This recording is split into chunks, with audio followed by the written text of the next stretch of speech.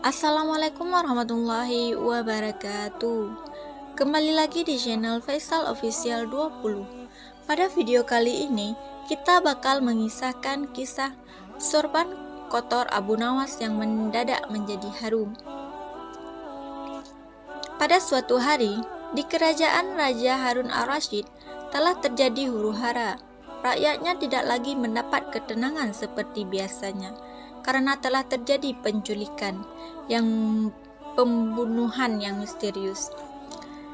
Raja dan para prajuritnya akhirnya mengetahui bahwa huru-hara tersebut bukan datang dari musuh, namun dari dalam istana sendiri yang diotaki oleh para menterinya. Namun, Raja sangat kesulitan untuk mencari siapa yang bersengkokol terhadap tindakan penculikan dan pembunuhan tersebut, karena dia melihat bahwa para menterinya semua taat kepadanya. Dari itu, dipanggillah Abu Nawas yang dikenal memiliki otak yang cerdas. Akhir-akhir ini aku gelisah, seolah ada seseorang yang hendak mengkudeta kerajaanku. Apa ada yang salah dengan kepemimpinanku? Tanya Raja kepada Abu Nawas. Ampun, beribu ampun Baginda. Apa yang bisa hamba lakukan untuk membantu? Kata Abu Nawas balik bertanya.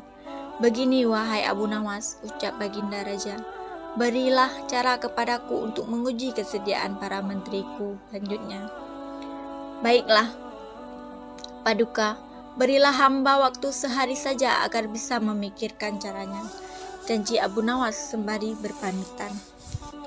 Setibanya di rumah, Abu Nawas berpikir keras untuk menemukan cara yang terbaik dan jitu. Belum lagi ketemu jalan keluar. Karena kelelahan, Abu Nawas tertidur. Tidur yang sungguh sangat lelap.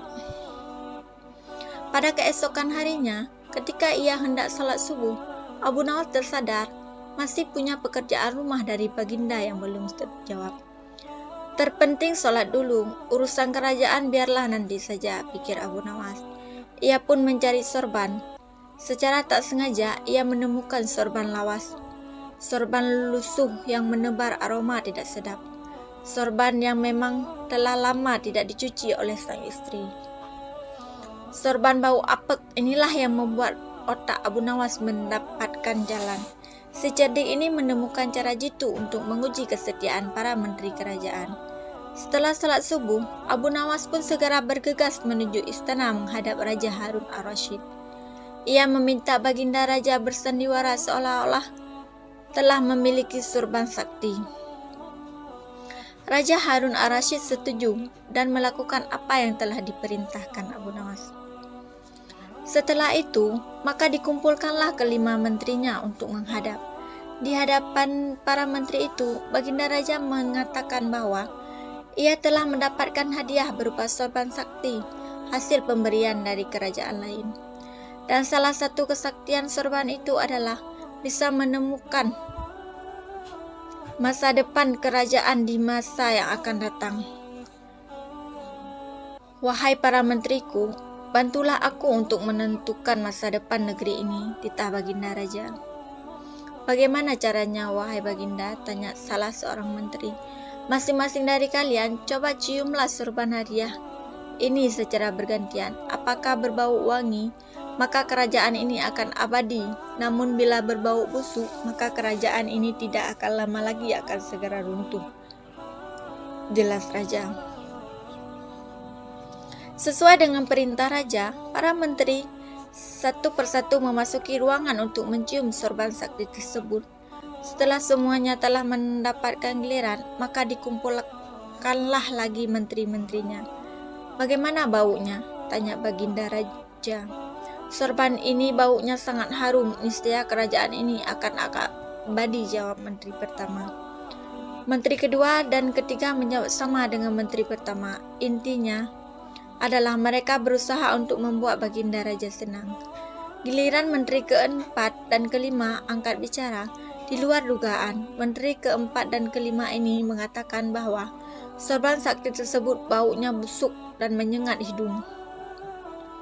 Mendengar pernyataan menteri keempat dan kelima itu, Baginda Raja akhirnya membuka rahasia bahwa Sorban yang dibilang sakti tersebut sejatinya milik Abu Nawas yang sudah usang dan tidak dicuci lama. Bergentarlah badan menteri pertama, kedua, dan ketiga. Kini aku tahu siapa di antara kalian yang telah berkhianat kepadaku. Kalian telah terbukti berbohong dan kalian pantas untuk masuk penjara, ujar Baginda Raja. Menteri pertama, kedua, dan ketiga langsung ditangkap dan dimasukkan ke dalam penjara pada hari itu juga. Di sisi lain, Baginda Raja memberi hadiah kepada menteri keempat dan kelima. Tentu saja Abu Nawas juga mendapat bagian hadiah.